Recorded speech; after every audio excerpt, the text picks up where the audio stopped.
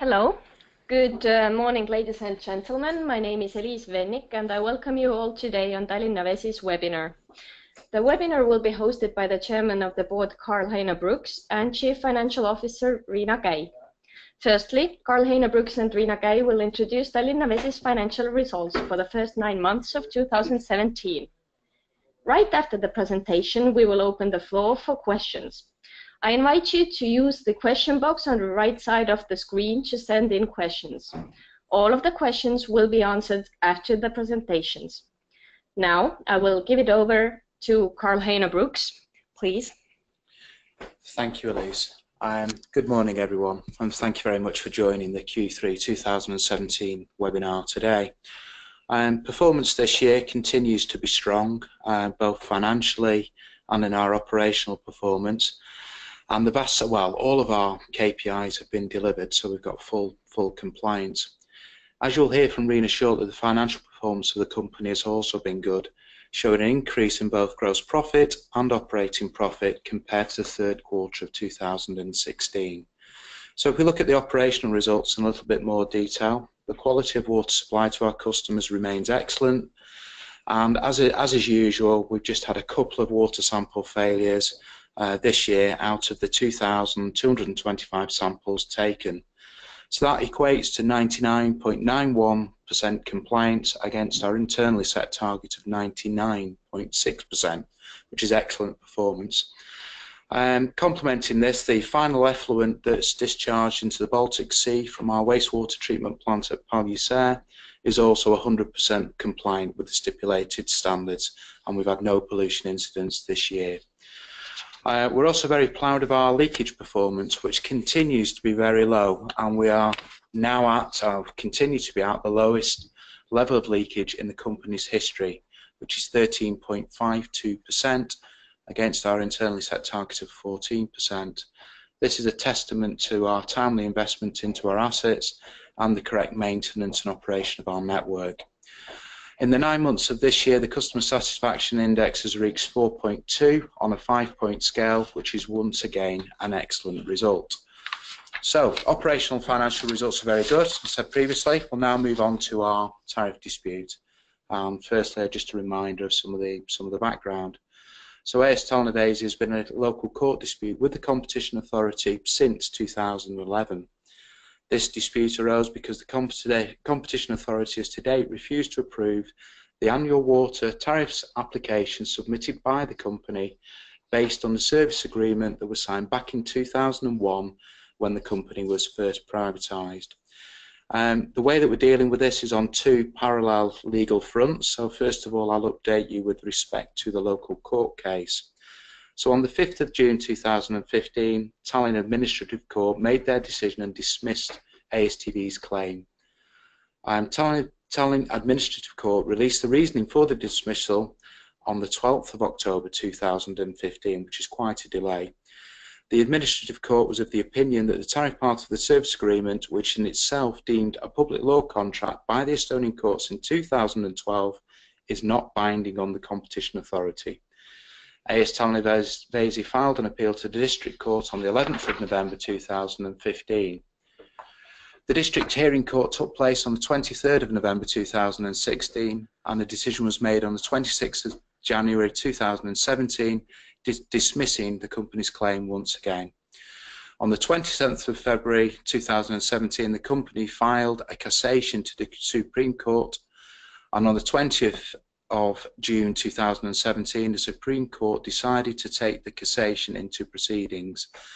The date of the final decision is not yet determined, and we're still awaiting confirmation of when we will hear the final verdict from the Supreme Court. So no more updates there with respect to the local court case. So as I mentioned before, we are looking at this in another front as well, legally. So we have an international arbitration case running as well.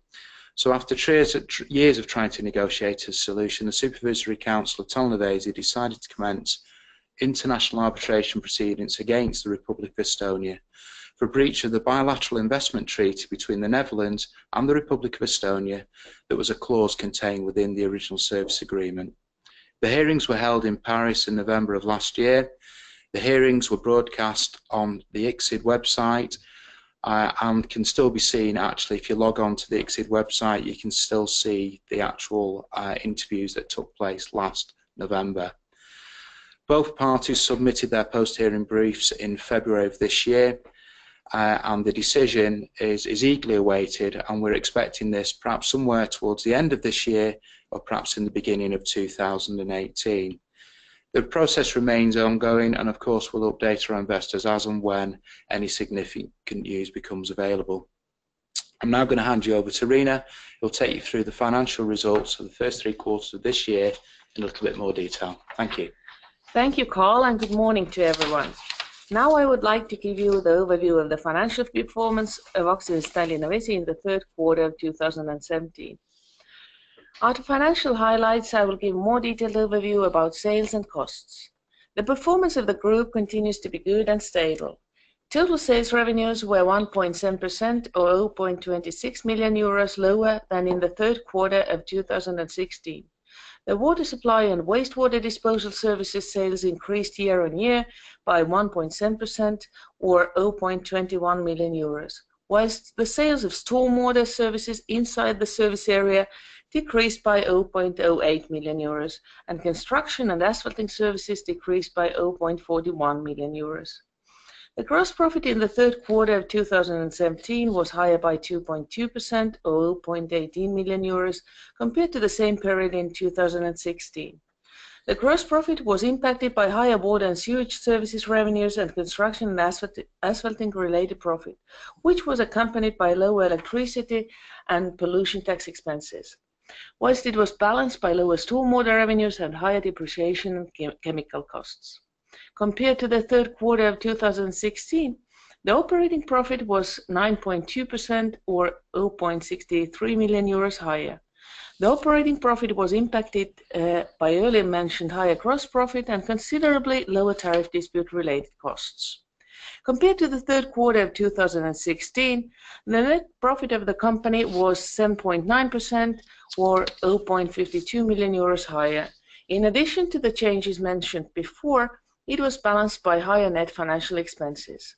Now let's move on to the next slides, and I will comment on the changes in the revenues and expenses a bit closer. Let's start from the sales. As mentioned before, total sales revenues for the third quarter of 2017 decreased by 1.7%. Total revenues from water and wastewater services were by 1.7% or 0.22 million euros higher than in the third quarter of 2016, amounting to 12.5 million euros. As we operate with the frozen tariffs since 2010, the change in revenues is solely driven by the consumption. In the third quarter of 2017, water and wastewater revenues from the main and outside services areas increased. The domestic consumption from Tallinna and Saue area increased compared to the same period in 2016 by 1.5% or 103,000 cubic meters to 7.11 million cubic meters. There was also a slight increase of 0.1% or 3,000 cubic meters in commercial sector consumption, which amounted to 2.49 million cubic meters. The increase in domestic sector came mainly from apartment blocks, which is our biggest customer group. The consumption in the apartment blocks increased by 1.4%, and it was accompanied by a slight increase in other private client groups. In commercial sector, the growth came mainly from leisure customer sector, balanced by a smaller decrease in industry sector. Total volumes from outside service area increased by 7% to 1.14 million euros compared to the comparative period in 2016. The water and wastewater volumes were higher by 7.3% or 80,000 cubic meters. Stormwater volumes from the main service area were down by 18.3%. The construction services design and asphalting revenues were down by 19.3% or 0.42 million euros in the third quarter of 2017. This now takes us to the overview of costs. The company's underlying operating performance in the third quarter has been good. The total cost of goods sold in the third quarter of 2017 was lower by 6.2% or 0.45 million euros, amounting to 6.8 million euros. Direct main production costs were at the same level as in 2016, same period, being higher by 0.4% or 6,000 euros. Higher water abstraction charges and chemical costs were balanced by lower electricity and pollution tax expenses. Water abstraction charges were higher by 2.9% or 8,000 euros and were driven by increase in treated water volumes. Chemical costs were higher by 20.3% or 70,000 euros, mainly due to higher methanol price and usage of methanol and coagulant in wastewater treatment process. It was accompanied by slightly by higher usage of different chemicals in water treatment process due to higher treated water volumes and usage of chemicals. Electricity costs were lower by 4.7% or 36,000 euros due to lower electricity prices than in the third quarter of 2016. Pollution tax expense decreased by 17.1% to 48,000 euros, mainly due to the lower pollution load of nitrogen. Construction and asphalting services cost decrease is related to lower construction and asphalting services revenues mentioned earlier and project-specific changes. Decrease in administrative cost is mostly affected by lower dispute-related legal costs. Legal costs still will continue to affect the administrative costs up to the end of both local and international disputes, the amount of which is dependent on work that needs to be put into the both disputes. Net financial expenses have mostly been affected by the non-monetary revaluation of fair value of the swap, having the negative net expense of 0.1 million euros year on year. If we will now move on to the cash flows. The cash position as of 30th of September 2017 is strong. The company's cash balance stood at 39.77 million euros, forming 18% of the total assets. Compared to the end of the third quarter of 2016, the cash balance has increased by 9.36 million euros. The biggest contribution to the cash flows comes from the main operations. The company's collection of receivables continues to be high, being 99.51% on average. In 9 months of 2017, net cash flows from investing activities resulted in a cash outflow of 4.2 million euros, compared to the cash outflow of 7.3 million euros in the comparative period in 2016. The investments into fixed assets were lower by 3.4 million euros and compensation for pipes were lower by 0.3 million euros. Biggest investments in last year were related to Tihase Collector, which was finalized by the end of 2016. In 2017 also, the biggest investments are related to pipe reconstructions and different investments to treatment facilities.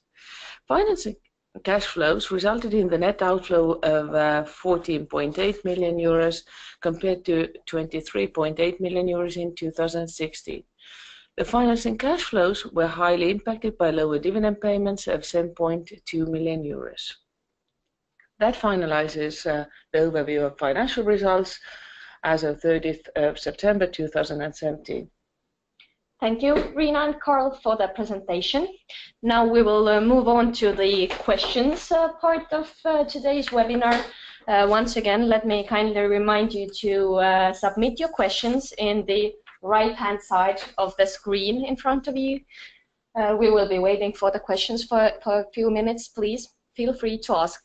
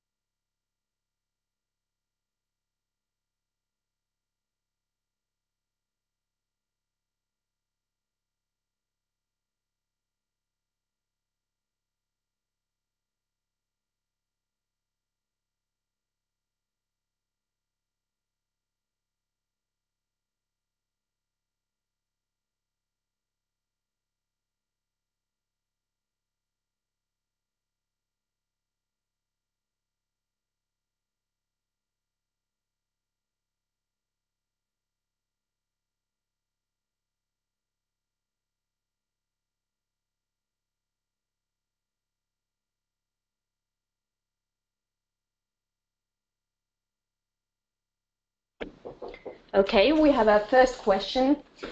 Do you expect the court decision in Estonia to be announced before the end of the year? Please, Riina, go ahead. Right now, there are no exact dates determined. It can happen either at the end of the back of this year or in the beginning of next year, in the first quarter, I suppose. But currently, it's only speculations, and we will let you know when we know exact dates when it might come. Yes, thank you, Riina, for the answer. Now, once again, please, if you have any other questions, write them on the box on the right-hand side of your screen. Thank you.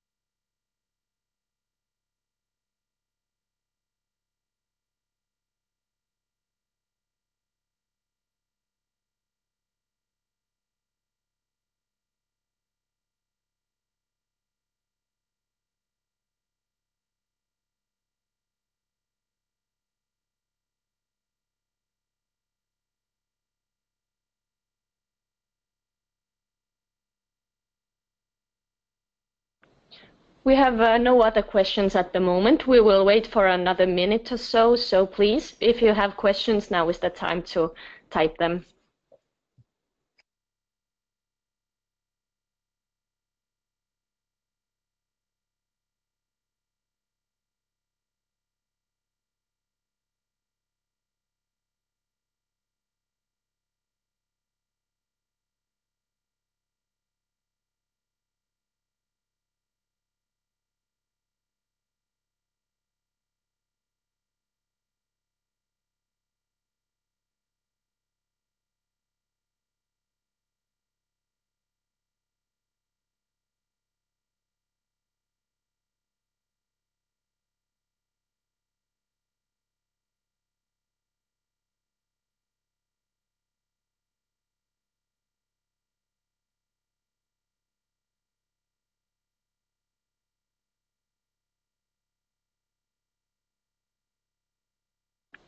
Okay, we have another question that has come in.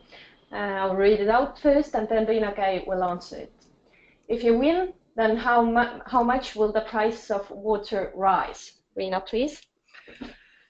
As regards to the outcome of the court case is really a speculation, because the court can make a decision in many various ways, meaning that also these questions can't be answered in a very exact and precise way.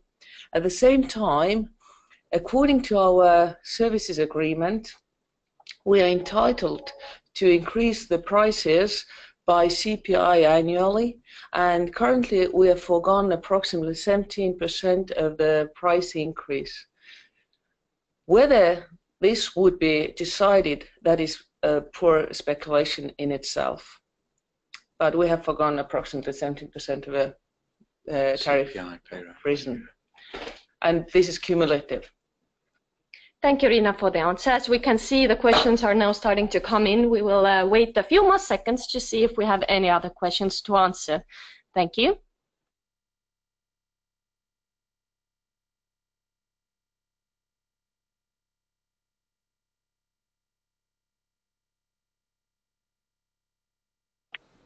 And we have a third question. How do you expect your revenues from construction activities to develop? Karl-Heino Brooks, please, could you answer that? Yes, thank you for the question. I assume this relates to our non-regulated business, Watercom. First thing I must say is that whatever work we do take on in Watercom must be sustainable and without bringing additional risk to the group as a whole. So I don't think there's going to be any rapid increase in revenues in Watercom, as I say, because we're not prepared to take any significant risks. But as you can see, over the last 2 or 3 years, there has been slow and sustainable growth, and that will continue, but there'll be no significant growth in Watercom. Thank you. Thank you, Carl. Seems like we are all done with the questions. So thank you everybody for submitting your questions. Thank you Riina and Carl for answering. Now before we move on to finishing the webinar, do you have any final comments? No? So perhaps I'll just close. Thank you very much for joining us today. As you can see, we continue to have a strong set of financial and operational results. Thank you for taking the time to join us, and we look forward to catching you on the next webinar. Thank you. Thank you very much and have a nice day. Thank you. The recording of the presentation will be available in the Nasdaq Baltic YouTube channel webinar playlist shortly, and the presentation materials and reports can also be found on Tallinna Vesi's webpage. So thanks again for Carl, Heino Brooks and Riina Käi for presenting. Have a good day everybody.